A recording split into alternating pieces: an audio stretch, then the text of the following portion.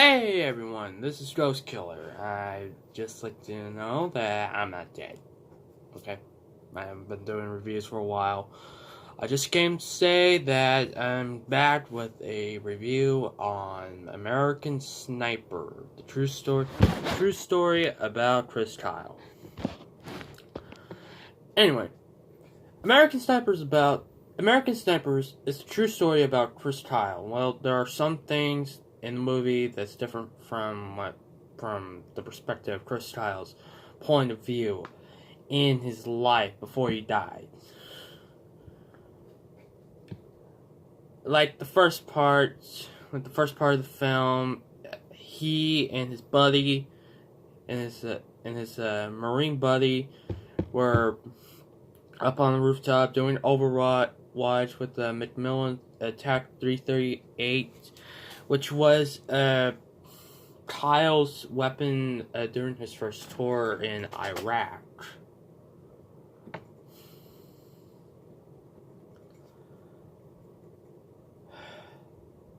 Then some time before it showed us they killed the woman and the kid.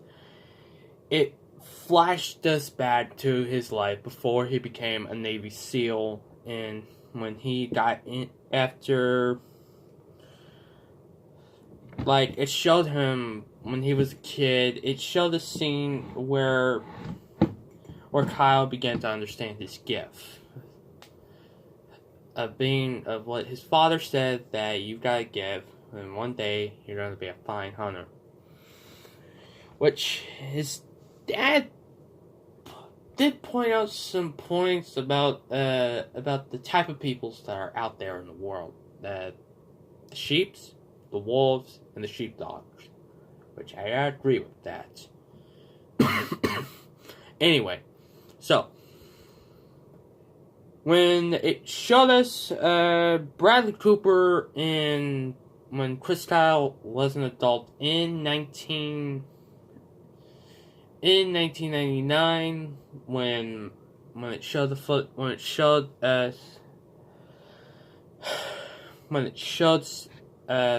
bombing of U.S. embassies in the African countries. It's nowhere near Middle East, anywhere like that. But in Africa, a terrorist organization was blowing up embassies because that's what they do.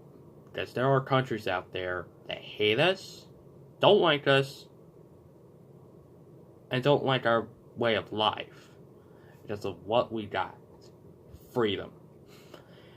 Anyway, so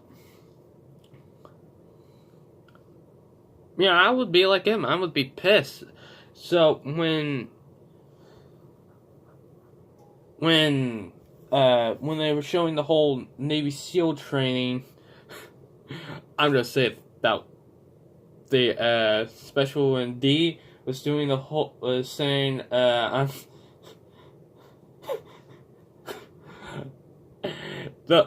that whole scene was hilarious. I'm afraid to say it because I don't want to be accused of being a racist and all that. But it was pretty funny.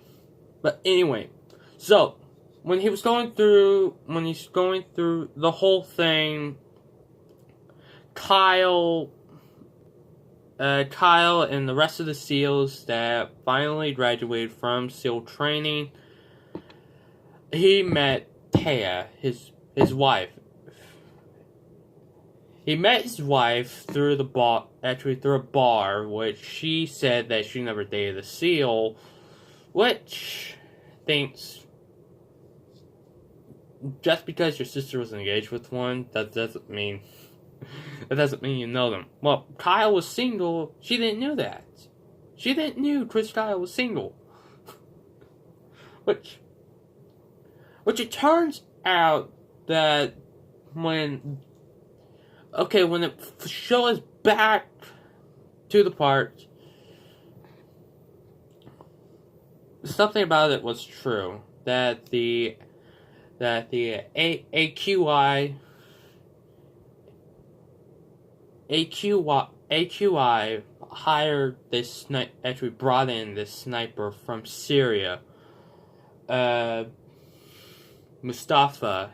The reason why he was brought into Iraq is because a lot of Muslim mercenaries were hired by AQI to take out the American soldiers, which they put bounties on all the soldiers' head.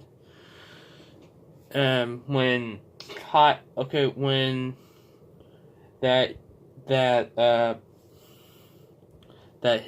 his buddy was asking him, "Hey, you have to take a sniper with you. You have to take a Marine with you for Overwatch, because that's what you're supposed to do as Overwatch. You're supposed to take someone that can watch your back."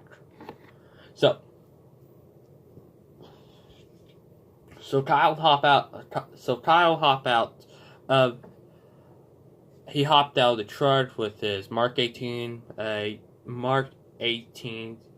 Mod 0. Actually, with his Mark 18 Mod 0, with the holographic sight, with the tan body, vertical forward grip, and maybe it's an MPEG 15. I think I gotta look at it. But anyway, and he hopped out with his Macmillan TAC 338. Just to let me remind you, that's one of the sniper rifles that Chris Kyle was using during his time in Iraq. So Kyle took out the kid because that's what they do, especially in countries that's torn by war, that allow themselves to be torn by war. That's what they don't want you to understand. So Kyle, he felt pissed about it. I didn't want to do it, but I had to. It's part of my job. That's what he was thinking.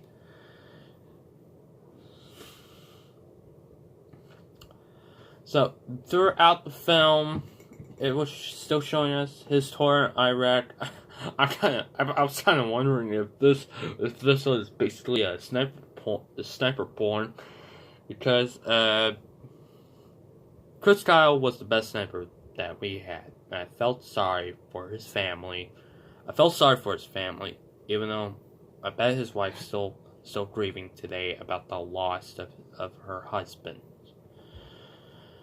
Anyway, so his second tour, he had a Mark 12, which is a Colt model. After all, Colt won the contracts for the military to help them to make the weapons that they were using. So Kyle, when he's taking out bad guys, he saw this one carrying AK, probably carrying a variant of the AK-47.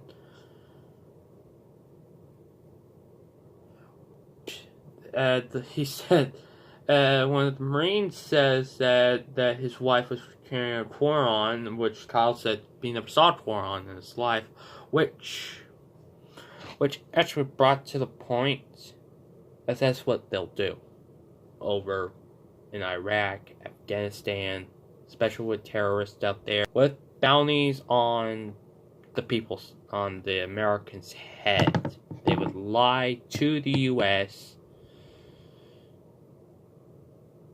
just to get payment out of the whole thing. Like I've been saying, that won't work. They won't believe you. Which brought to the point of the introduction to Mustafa. He was the one that's been taking out Americans because they're like, so we're gonna bring you in,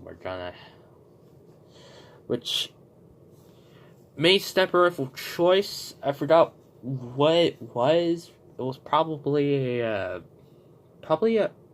variant to the Dreadnought from Dreadnought variants, because there's so many of those rifles up, uh, which is true that those rounds to make over 1,000 yards.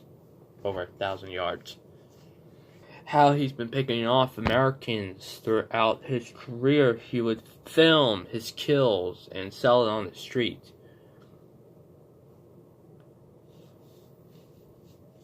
Which he's been Kyle's rival ever since his tours in Iraq. Which he was not happy at.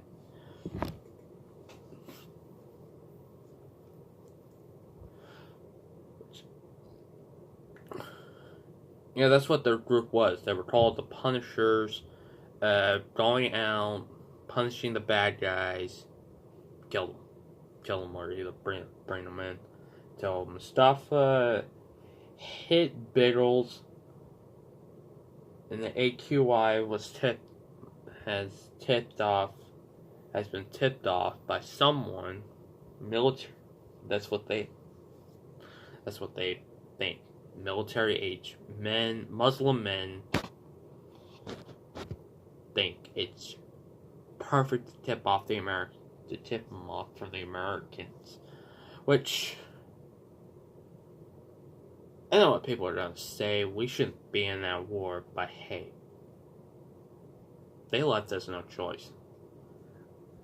Which, the whole thing with the whole Iraq thing still ongoing and all that, which we're still stuck in Afghanistan. I can understand that. Which brought to my point that to the story, which when it got towards the end, Kyle killed Mustafa. He got him. Got revenge for Biggles and Mark.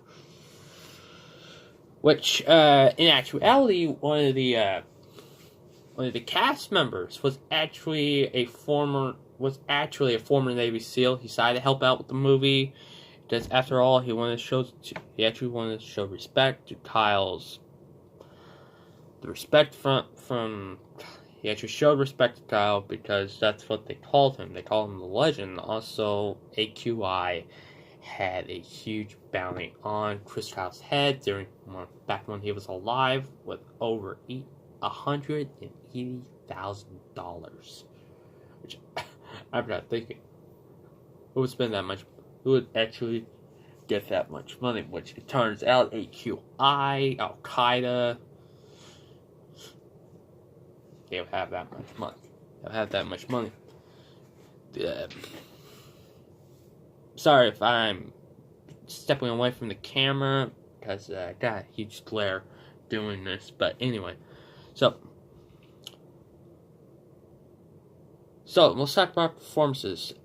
Bradley Cooper did a great job playing as Chris Kyle. Sienna Miller did a job playing as Taya Kyle. Also love the actors playing as the SEALs, which I actually like that they actually got a former Navy SEAL to play in the movie. He actually got to play himself, because Dubar was actually his real name. It's his actual nickname. Alright, let's talk about the guns on the film. Okay, they actually made a mistake in the movie that wasn't in the book. In the movie, it showed Kyle with a 6-hour P226, which in actuality he should have had the P220. After all, in the book, he did mention that in his second tour, actually his second and the rest of his tours, he carried a 6 P220 during the rest of his tours in the book. which in the movies he only had the 6 Sauer P226, which I was kind of thinking, hey, honest mistake. No. Favorite rifles in the movie had to be the Mark 18 Mod Zeros, because that's what SEALs are. They can carry any rifle, any gun that they want, any holsters, any equipment that they want to carry. Because that's what SEALs are. They like to carry the badass crap before the rest of the soldiers do. They're like, hey, you got that rifle? Hey, you got that rifle? Oh, you're gonna have fun with that. Which I kind of find funny. Even though special forces, in actuality, special forces get to have all the cool shit before the rest of the soldiers do, because that's what they do. They design the weapons, see if they're battle ready. Kind of like with the whole thing with Russia, with the Arachnid program. They were using the program to see if they were ready to get rid of the 47M and the 74s, the 74s and the 74Ms. Because they're thinking, hey, we had these guns for a long time. Let's try something new. That's when the AK-12 was created in 2012. There were some prototypes. In several video games, we got to see in several video games. We got to see the AK-12, which they were still in prototype stage. They were thinking, hey, let's add an AK-12 on here, which get the cartridge wrong, even though the AK-12 is in 5.45 by 39. Well, several other AKs, especially Chinese variants, Hungarians, Bulgarians, and all the variants of the AKs. They were all in 7.62, but the 39, which the other AKs were created to be in 5.56 and 5.45 by 39. Anyway, so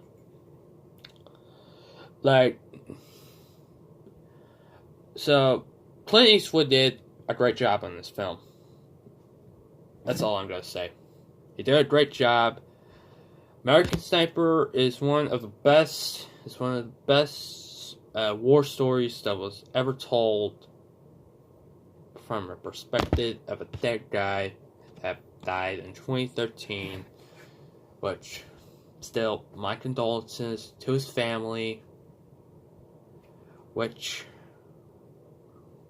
reminds me why our military is being disrespected in 2018. Because they don't like the idea that our boys are still over there. They've been kept thinking, hey, it's time to put the Iraq war to rest. Well, no, because it's still important over there. Which, but yeah, American Sniper, best war stories ever told. I'm gonna put this in. I'm gonna do a rating on here. I'm gonna give it.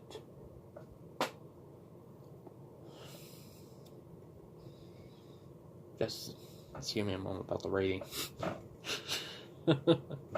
Okay, I'm gonna give it a 9.5, although there are some mistakes in the movie. Well, there are a few mistakes in the movie, but either way, great movie. If you got it, watch it again, something like that. Anyway, this has been Ghost Killer, going off. Ciao.